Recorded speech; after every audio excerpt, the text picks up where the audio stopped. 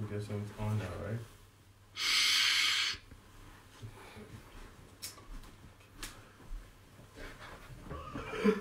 Hello everyone, and you're welcome to the discussion for today. This is Health Talk, and with me are two special guests, Ridwan and Sobur. These two young men live in the United States, New York, but they are visiting Manchester, and it's great to have them on the show. So would you like to tell us about yourself a bit, Ridwan? A bit about myself. Yeah, just a little bit. What do you do? What's your name? What do you do? My name is Ridwan. What do I do? I do many things. Like? I like studying. Yeah, so what do you study? Optometry. I'm in optometry school right now. What did you say? Optometry? Optometry. Optometry, Yeah. okay. Yeah, optometry school right now. Okay. I spent 1 or 2 years in the University of Ibadan, 4 years of college in the US, and currently in the optometry school trying to get. So you grew up in Ibadan? Yeah, for the most part, I grew up in Ibadan. Okay. Went to Command, from Command to UI, from UI here, graduated from City University of New York. Then now I'm in State University of New York. Yeah, and very good. Yeah. Doing great for yourself, aren't you? Yeah, so far. And Ridwan's younger brother is also here with us. Sobur, can you tell us a bit about yourself? Hi guys, my name is Olusola, biomedical engineering from City College of New York, a senior. I'll be graduating inshallah next semester. Yeah. And basically what I do is I do research on neuroscience and neuroengineering basically. So I'm studying like all the brain diseases, Parkinson, depression, anxiety, all those. Wow. And that's it. Wow, amazing. Like, as you can see, these two young men are brothers. They grew up in Ibadan, relocated to the United States. They're doing so well, advancing their knowledge in the field of medical. You're doing optometry, so that's like science of the eyes, isn't it? Like medical science of the eyes? Yeah.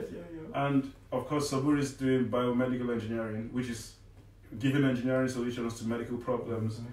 In this case, you're focusing on brain issues, brain-related illnesses, which is fantastic.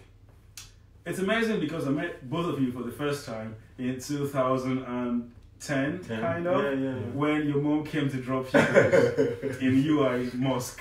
Yeah. And I was, because then I was the chairman of Olusola Foundation, and I was having a meeting with just like 4 or 5 members of the foundation. And then we were, because at that time, in 2010, I felt like a very senior member of the MSS. So I felt like I had authority over anybody in the mosque. And then here I was having a meeting, and then I just saw a vehicle came to the car park, dropped 2 young boys, and then went away. I said, I must catch them, So my colleagues were in the meeting were like, SOE, just leave them. I said, no, I want to know who they are. And then they dropped them in the mosque, and like, what are they here for? Tutorial or what? I said, hey, can you please come? And then you're like, yeah, what's happening? Our mom dropped us. Why? What did you do? To come study. Okay, very good. I hope you are coming to UI. Okay, very good. And then you must make sure you attend and stuff. It was great. Yeah. But let me start with you. So, Ridwan, Ridwan, how did you, or why did you decide? Because you got admission into UI. Yes. For, was it for medicine or what was it? I was in physiology first, and the Physiology. plan was after my first year I was going to transfer to medicine. So why exactly did you decide that, you know what, you're not going to study in Nigeria, but you're going to go to the United States? I mean, I think everything just fell in line because in my first year of UI, that was when I first came to the US. And it was basically going to be like, hey, come to the US for holiday and then go back to Nigeria. That was like the plan. But then there was this 3-4 month strike in 2011 or 2012, I'm not sure. And that just changed the whole thing. I was like, you know what? I don't think if this is going to continue happening, then, I'm going to have like so many years to study what I need to study, and it's just going to take a lot of time. So then that was when I was like, okay, you know what? check it out. I think it's time to, try something else. Well, and it's been great, hasn't it? Alhamdulillah, it's been great. You are in a position, because I know Sobur did not have his university education in Nigeria. He just went straight away. As soon as Ridwan left, he knew it was time for him. But you've had the opportunity of being in the UK, in the US system and the Nigerian system. Correct. How would you compare those two teaching, like the way they teach in the two countries? I mean, Bear in mind that UI is like the best university in Nigeria today. Yeah, I know that. Ilorin people can't say anything. Ilorin is like an offshoot of UI. It was like a discount learning center when they were like, we're just staying Quora and learn. Oh, yeah. I feel like you need both systems to survive, because Nigerian system is going to teach you that hardcore. You just gotta know it. Like you have no option. You understand? Like you have to put in so much work. It gives you that skill to be special and to be pushful and self determined and like you said. You don't get as much support. But you don't get as much support as you need. Like the number of resources that you have is limited.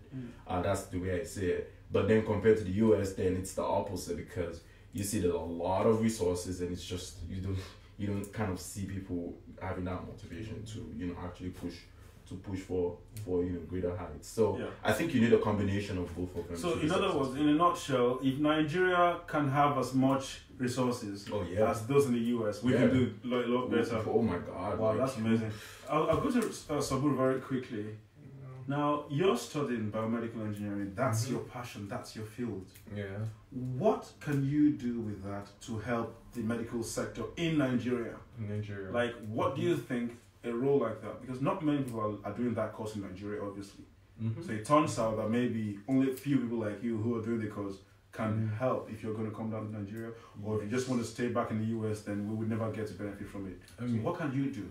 Taking into consideration the neuro engineering that I'm talking about, we have a lot of brain diseases in Nigeria that we tend to push it on. Maybe it's black magic or something, and it's just regular neuro thing that happened. Maybe because of an event that's happened before. Please, let me just ask. When you say brain, are you talking about mad people? That's part of it. That's part of it, actually. Because you can be depressed. Because we have many mad people in Nigeria. You can be depressed, and it will lead to some. It will lead to being actually crazy or being destitute. What word do we use? I think you have to be politically correct. Yeah, there's some mentally deranged. No, you can't use that. You cannot. You cannot. No. So, but you could be depressed. You can have anxiety, and it will fire it to the extent that you you'll be able to do a lot. You'll be doing things, but people will not understand what you're doing. So you're in that level where you're not on everyone's request. But people think you're mad, but you're not. Okay. There's some people that they will come when you're calm. They can communicate with you normally, and at some point you cannot communicate with them because they will just be all over the place. Anxiety could lead to that, actually, to make you just be stable because you're not comfortable with the people. You're not that fear in you of talking in public or can just overshoot and make you do crazy things. I think I can relate a little with that. So,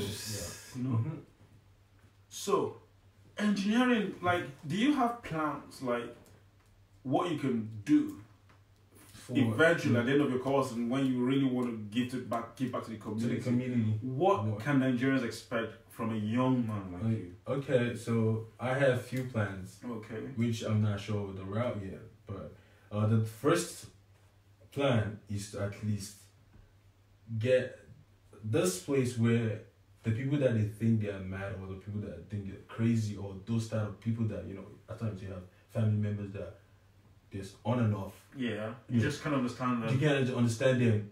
We should do like an MRI scan of the brain. Okay. The moment you see the MRI scan of the brain, you can relate it to this is something that is going on. And we have a lot of therapies that we use currently now that seem to be working and seem not to be working. And it's not that serious. You just probably just wear something that will just stimulate the brain. So you believe there's actually Brain a stimulation. way of Not like it will solve it, but it will help. Yes, it would help. It will help. At least it's a step getting Yes. towards. At least it's working for the people with PTSD, like the military PTSD, post-trauma disorder. Okay. So Yeah. those soldiers that go to come back from the Afghanistan war. and come back, and whenever they sleep, all they think about is shooting. Yeah. Like even in their daily life, they cannot relate with So, people because So by having something that they wear, they like a with hat, something that they stimulates stimulate the brain. back of So the head. basically, what it does it stimulates that part of the brain that is damaged. So if you have PTSD, most likely the part of your brain that is supposed to be for fun will be dead. The other one that will be firing is that go to war one. That's what will be coming to your head. But if we can fire that part for mood that can give you like relaxation, or if they can fire that part of the brain, you're most likely gonna be okay. So there could be a technological solution to things. I mean, yeah, they're using it now. It's called transcranial direct current, TDCS. They have a lot. TDCS. They have MRI, the stimulator. They have which other one? Wave, radioactive. They have all of them, but it depends on which one. But we haven't actually figured out which one works So effectively. that means that at the moment, now let me ask you a question, because I'm not really sure. I know in Nigeria we have rehabilitation homes for mad people and stuff like that. Okay. But I don't know if they apply technology and stuff like that. To the, I think they only give them medication. Medication. And they don't even do MRI scan. Just say you're mad. Yeah, just say they're mad people. Just put them in that bed sometimes and they tie take them them to down. babalawos who tie them down and just- keep washing their head. Which may seem like a stimulation if you think about it. Yeah, I But mean, now you are trying to make it technological. so you be does sending right. about 2 milliamp to 4 milliamp in the head, and I mean it doesn't feel too uncomfortable. Not even doesn't feel uncomfortable. I'm trying And to even things like this could not just be used to solve real madness, but it could be used to prevent further degradation. yes. Like when you see some With road drivers medication. in Lagos, they say, "Oh, Yahweh, we quickly take them to the center and stimulate their brain so that they can." I mean, so that's it. That's basically we can do that. And it doesn't even limit it to that. Yeah. It also helps like our soldiers too. You see And that we have a some lot of of them, soldiers now that are into war and all that. some of them actually take drugs in order for them to be To at enhance that performance level. in the battlefield. But therapies that you can actually use to bring yourself to that level without having to. The only issue is for you not to incur that taking medication and to cause other effects. Yes. This is more likely not to cause effects It because has less side effects. you're targeting that brain part that you cannot get electricity Okay. from 2 milliamp. Brilliant. I think that's something we should really look forward to. I know finance and all that will be an issue, but we'll come to that later. Now, Ridwan, you see, you're looking into medical study of the eyes, isn't it? Right. To solve blindness issues. Yeah. In one of our discussions, you mentioned northerners in Nigeria having a lot of, because of the wind and the dust in the north. Yeah. Right. So, at the moment, from your assessment, what do you think about the way in Nigeria right now, how we address blind illnesses, people that have eyesight problems and so on? What is the situation at the moment, and what are you bringing into it? What can you do to help? I mean, in what I think is like we do need a working health sector that actually works very well. I know we do have the NHIS and a couple of bodies that help in that, but the aim is to bring it more local to people who are not federal government workers, who are not state government workers, who are like in the NURTW. Like bring it local to the market female market associations, to people like that who do not necessarily have a formal employment, so to say, to bring access to health to that level.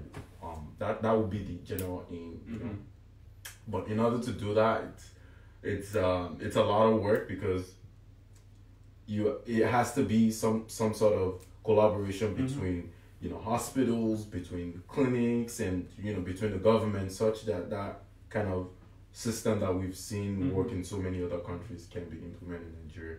We can start small scale with like, getting a couple of associations to join in, and from there start expanding and creating a prototype, and from there moving to the federal level.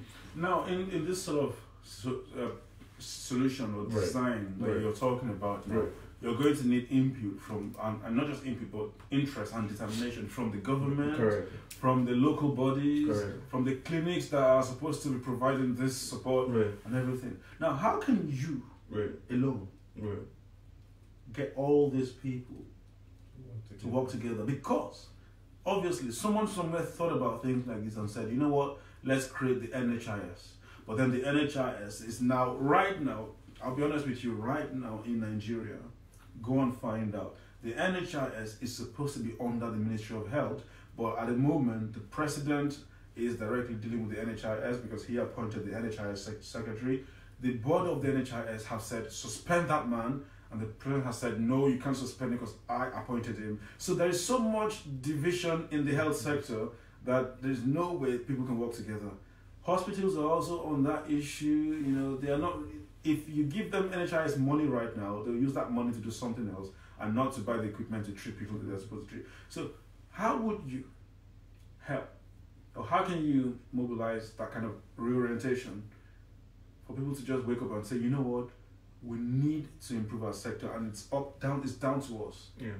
You've got cases where doctors go on strike, everybody just goes on strike, like as if no one really is bothered about the whole situation. Yeah. I mean, would you be involving students and all? There's no immediate solution. Like what I'm thinking is like, hey, we gotta start somewhere. So where exactly do we start? My own thing is, before you go big on something, you start very small. So I'm thinking a couple of visits to associations, NURTW, women's whatever here, market women here, and all that. By coming together, talk to the heads of these associations and let them know, like, hey, this is what we're planning. You understand? We want some sort of some sort of enrollment that will have you guys have access to this. Some sort of cards that your members will bring along, like, hey, and there will be an agreement to. Once you pay this amount of money, then you receive this package of service. You understand? That's the idea. That's the ideal. So when you say start small and grow big, you're talking about starting with the private sector. Yes. So first, linking private organizations, right? And people you can actually deal with at once. With local hospitals that are also private. Right. So you build a relationship between them. You can get a card, take your card. Right. When that system works with them, then we start. Then we can make a bigger body. The government will be involved. Right. And in that kind of case, the government will not own it. They'll just regulate it. Yes, they'll just be regulated, which is a lot easier, because anything that has to do with the government, as we've seen, well, of course, it comes down to. You have government, you have politics involved, you have bureaucracy. Everything. But if it's a private sector, you want to make your money, and you also have to be careful of the fact that you don't want to make your money at the expense of the people that you're treating. So there has to be a balance of, say for example, the NURTW start taxing their members by a certain amount of money. You can work out how they work, and every year they give you this amount of money, and this number of workers will be coming to this clinic with this wide range of visitations. This is the card that they're gonna be using, blah blah blah, and you move it like that. You understand? So from there, it could be like some people wouldn't visit the hospital at all. Some people will. You understand? And that's the way everything works out. Some people will be paying for that service where they'll probably visit the hospital once or twice. Some people, they're gonna be diabetic and all that stuff. All the stuff will be there. You understand? At least it provides stable income for the hospital. For the hospital, so and this is another patients. Money for research if they have to investigate more. Absolutely. So I think that looks it's gonna work. That's the way it works in countries, in good countries. But then we have to start from somewhere. From somewhere. Sobur, in Nigeria today, the problem people have is lack of faith in the medical institution. Even though we've got the best brains, I'll tell you, because Nigerian doctors, when they go abroad and they have the facilities, they are excellent. Buhari, for example, had an ear infection and so on, had to go abroad. He got well. He got the best treatment. He came back home. But this medical tourism of a thing seems to be getting beyond control. What do you think is missing in our health sector? What can stop medical tourism? Because at the moment, you see on Facebook where people say, "Oh, somebody needs kidney transplant, donate 5 million naira. He's going into India," and all these monies. If we could actually put it together, like if you go on Facebook, you see, like if you search abroad, you'll probably see 20 people that really need 10 million naira right now to go abroad for kidney transplant. Whereas in Nigeria at the moment, we have the kidney donors all around. We just need one institution that will collect 200 million naira based on their so-called donation, and have the equipment and the doctors who can spend the entire month doing the transplant for each of these people. What's missing? Do we need like an organization that actually monitors all those that are going to India, so they can say, "Hey, 5 of you don't go to India. We invite Indian doctors to get down here if all of you are ready to contribute money." Okay. I have one thing to say first, like a backtrack of what you're saying. During one of the studies that we did, we found out that just like the way you have countries that need to, like United States now, you might wait 5 years before you might get kidney transplant. There are some countries that are the kidney donors, basically. India is one of them. Okay. Like people in India will sell their kidney for anything. Well, I think in Nigeria too, we do In it, Nigeria, we don't do it willingly. Just without, that's where it comes from. they kidnap people, take out their Take out intestine and or- whatever. Right. So that's where the issue is coming. The fact that we are kidney donors based on money. So which means even if you have a facility in Nigeria that's ready to do that, you won't have donors really. Most likely, you have people that you have to pay to do it. And the way the US or some other countries, I think London too, or England, whatever, the way they do it is they have a set amount that they give people that donate their kidney. So if you're donating based on money, this is the amount that you get. So if there's something like that. And they also have this thing that people can put that when they die. Yeah, yes. Like, okay, Let it, they want to donate something. Yeah, we Nigerians, we don't believe in that. Because if you sign that, if I should sign in Nigeria that when I die, you remove my heart and kidney, well, they'll kill me tomorrow and remove it because they need it surgery. And we don't have the facility to store. We don't even have it. You can't store it for long. That's the truth. They might have kidney. They'll have storage devices. Yeah, so we definitely. Some things have to set in place before you can go either. You want to start doing kidney transplant. So are you saying kidney transplant is still like this? Are you saying that we need some things to fix? Ready? We not to have such a facility. No. But we do other things. I think maybe once in a blue moon shot. Nigeria does some really amazing things like maybe separating Siamese twins and all that. Okay, but what usually happens? They invite someone abroad usually to come do it in Nigeria. So if we want to tackle those things like that, then most likely the private hospitals will be responsible to do that. The public, I'm talking about I'm talking about the public now. It's still right here for them. Okay. The private hospitals can actually do it, but the problem is, where is that money? Who's gonna fund it? So at the Who's moment, gonna pay for it? people that need all these things right now have to go out of Nigeria to solve it. So private hospitals. So what's the solution? Private hospitals coming together, rather than having, I want to have my own hospital. Yes. I want to have 5 people come together. I am very good at. I'm very good at Silicon. I'm feeling you right now, Sobur. I'm feeling you. You know why? Some time ago, banks in Nigeria were totally independent of one another. And then this man came on board, Charles Soludo. Oh, yeah. And later, Sanusi Lamido as well, and said there must be a capital base. You can't be a bank unless you have 25 billion naira in your account. And so banks started coming together to form a union so that like Platinum and Habib Bank, stuff like that, came together to become Bank PHB so that they have a strong base and that way they could give out more loan to people. Yeah. Now, I think what you're saying now is that the kind of hospitals we have, the way our doctors run it, is like private practice, so just one person want to make money. And they don't have the solid base to improve the facility in their... If you guys are 5, yes, and rather than buying 5 different You own one location. strong You own hospital. one that has everything in it.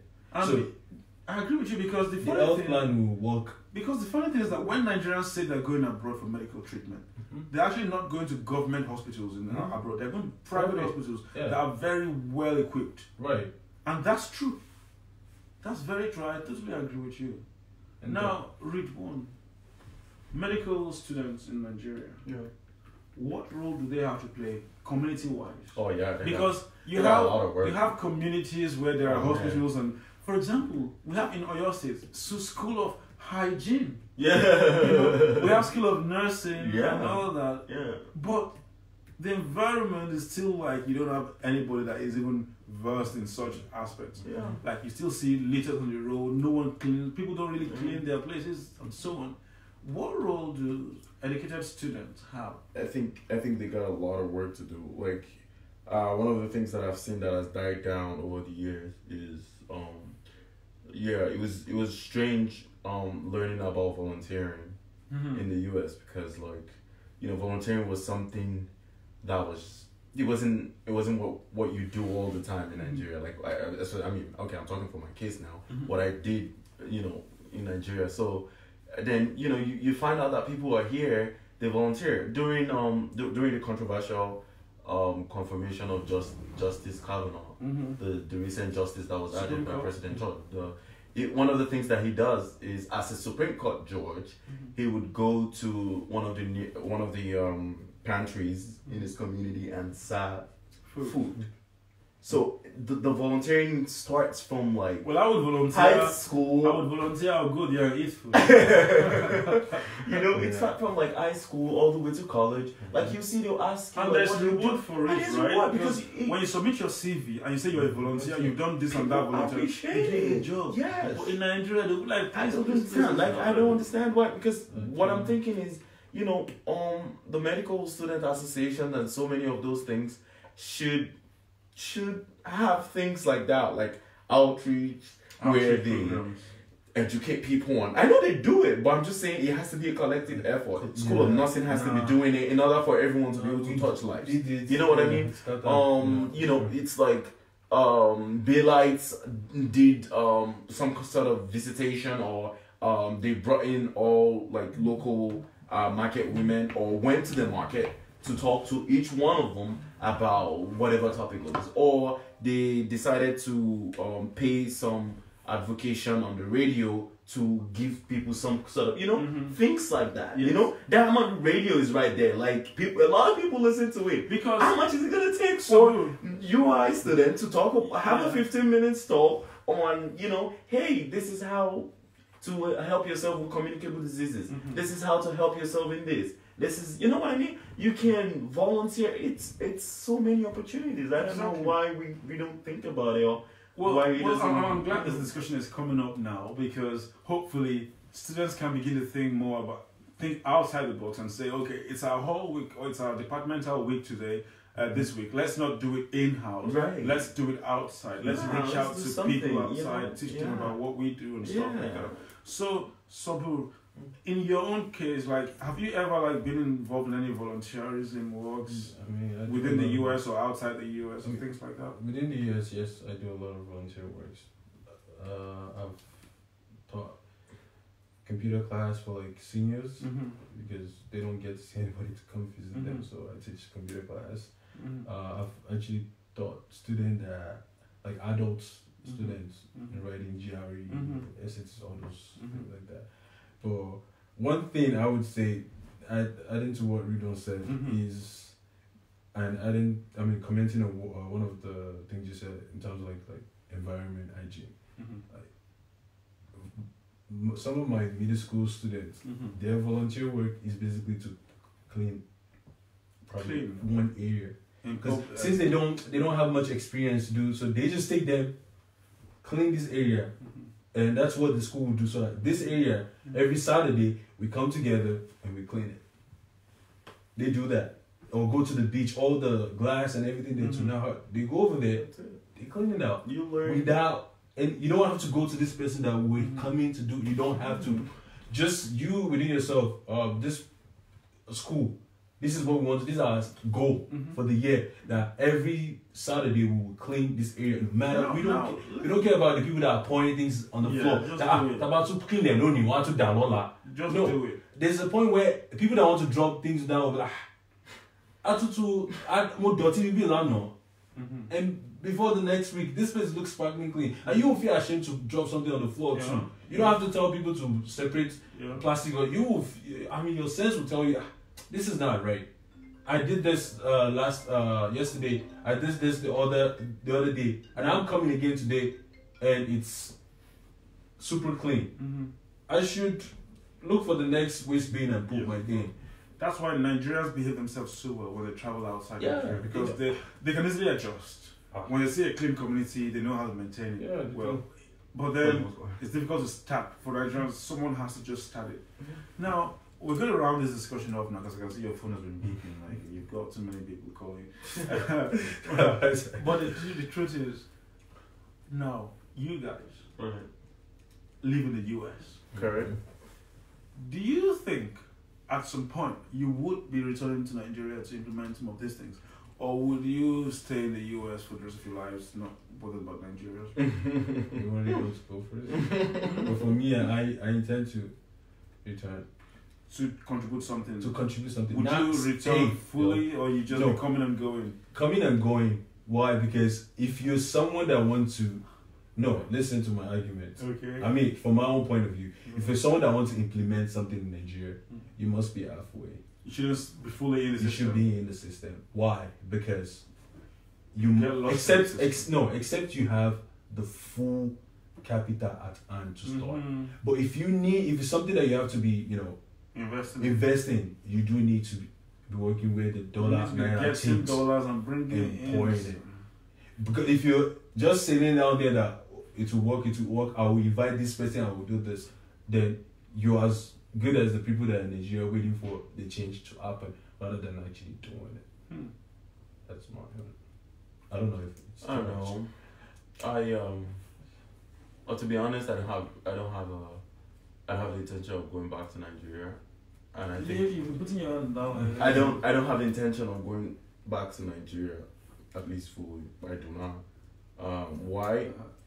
I think, not to sound in a particular way, I just feel like there's some things that I'm not used to again. What's one of those.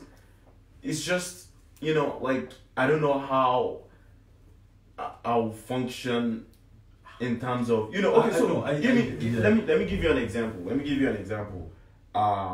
I have a mentor. He has a private practice where in the US. Okay. He's a Ghanaian, pretty 28-year-old or 30-year-old, recent graduate. He was pretty much very fortunate to get his own office. And I asked him once if he was gonna go back, and he was like, "Look, I run a clinic here. We can move to the middle a bit. What? I run a clinic here. You have to move to the middle. I have workers. I have workers that I have to pay. I have so many things that I have to do and run. No light. I can charge my laptop. Internet is not working very well. All those things, they can't make you the function." So how can you live in the US? Yes. And help Nigeria?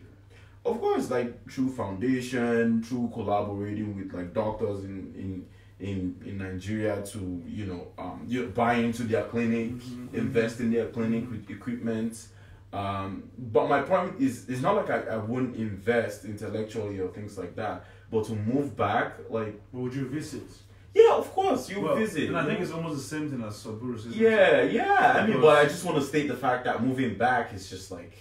Like it's not like it's difficult. It's difficult. Like do I leave my private practice here? And what if you get a position like Minister of Health? I mean, it will be appointment based. Would you be a minister who would be traveling back to the US every month? No, not traveling back to the.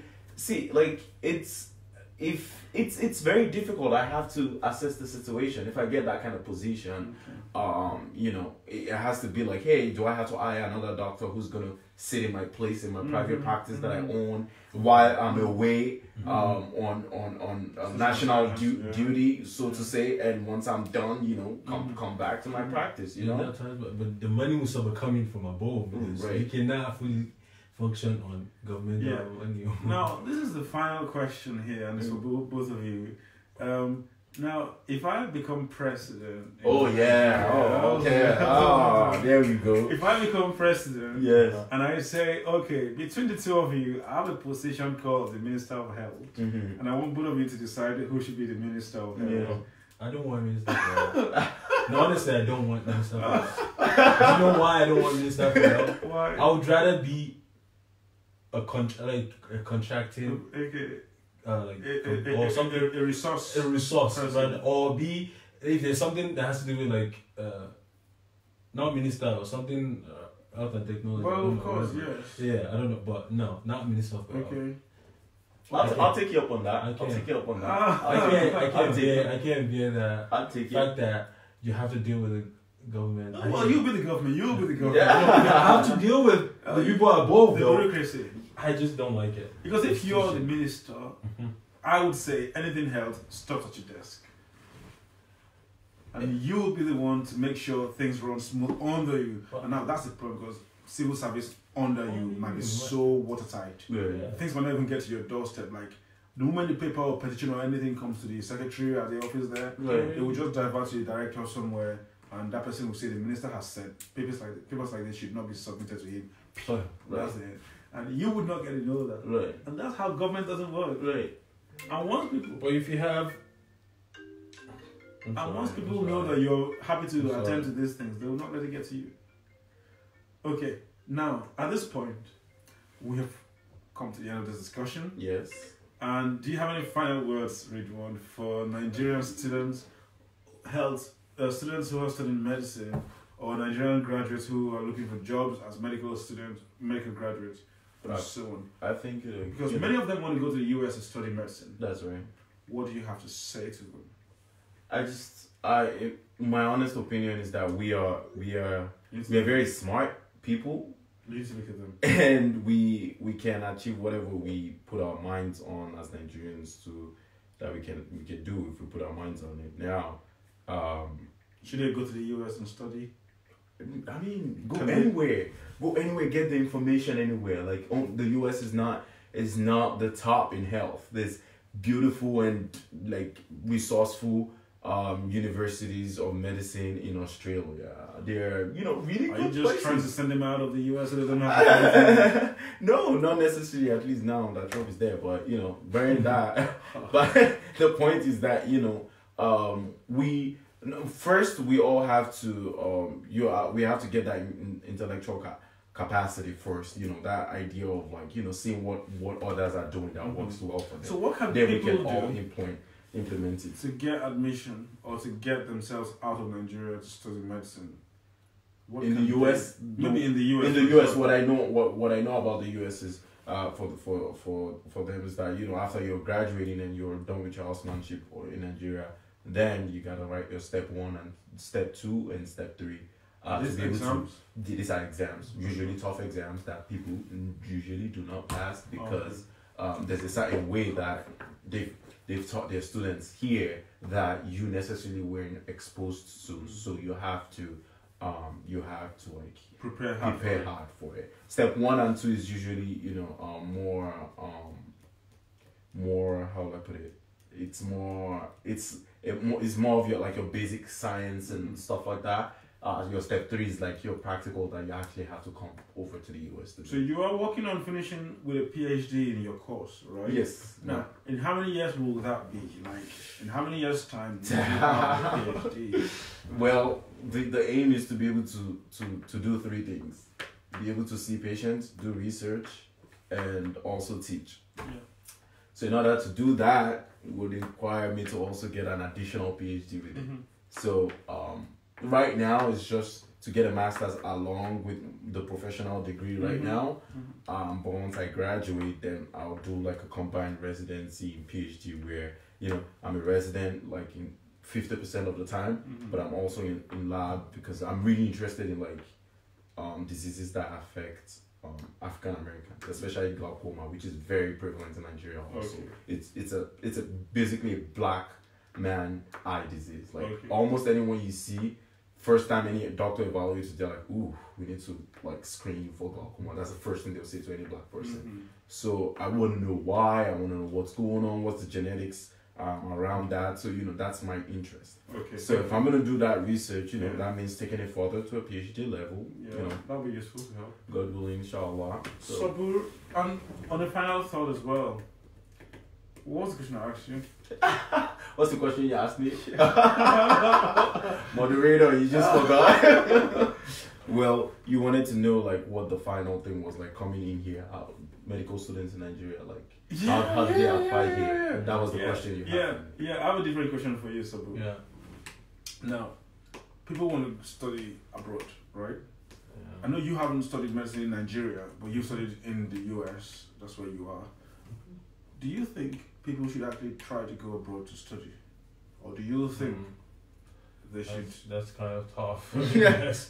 It all depends on the resources you have. The resources, like if money, and is that what you're talking about? Yeah, Money? but I usually, for my friends that are interested, I usually tell them, I mean, if you don't have any resource that you have there like 10 billion or something that's waiting for you to do that, or you have someone, you know, parent or ready to fund you and they are citizen there or whatever, but you won't be an international student, I would say go for it. But if you don't have that and you just have that dream of I want to go abroad and go and study, finish your undergrad, then try to apply for PhD. Masters, PhD. No masters. PhD, because your PhD is going to be funded. You know, you can go from your bachelor's to PhD direct in the US. So you're saying if you cannot afford to go abroad before bachelor's degree, do your bachelor's degree in Nigeria, get to the point where write your get to the point where all you want is a PhD and you're going to definitely get funding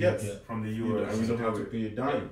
They're going to pay you. So, absolutely right. So, it's been wonderful speaking with you both. Yeah. You, Ridwan, would be looking to help people in the northern part of Nigeria who have eye diseases, blind people, all the sort of blindness issues.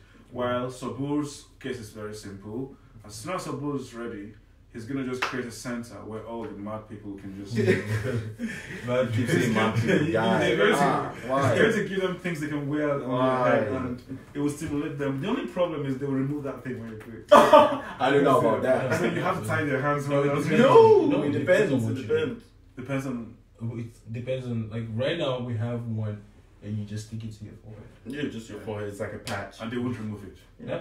I mean, it's not like they on their level of madness. You would, I mean, oh my God. Do you realize that someone that is getting a medication, if it's, it's body, if this thing is suiting me or making me feel better, I would definitely not. I mean, in some cases, I'm not saying. In some cases, not crazy. I mean, even no matter how mad you are, when they are treating you would know that they're treating you now.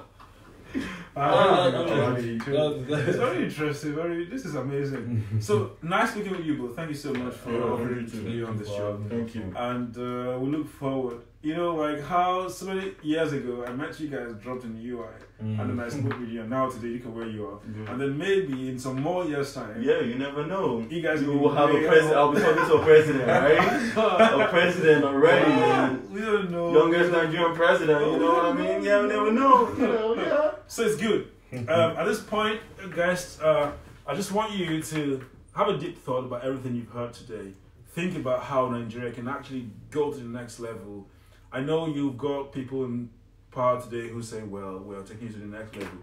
But in truth, the real next level is when the youths of Nigeria position themselves in a way to get to the point where they can start solving Nigeria's problems. Leave the problems to the old people and we're going nowhere. Until next time, and I'll see you. It's been Saeed and Sobur and Ridwan saying, peace out. Okay.